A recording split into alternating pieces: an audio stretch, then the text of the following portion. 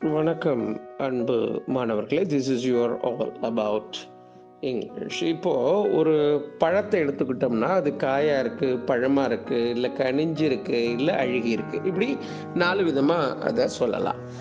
அப்படி இருக்கிற பழத்தை எப்படி ஆங்கிலத்திலே சொல்வது அப்படின்னா, அது காயா இருக்கு அப்படின்னா அன்ரைப் என்று சொல்ல வேண்டும்.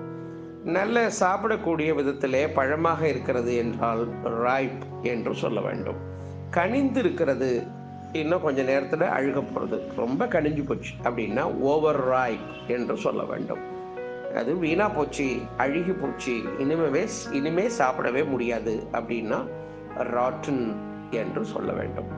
ஸோ ஒரு பழம் இந்த விதமாகத்தான் இருக்க முடியும்: unripe, ripe, over ripe and rotten. சொல்லி பழகலாமே. மீண்டும் நாளை வேறு ஒரு பதிவில் சந்திப்போம். நன்றி, வணக்கம்.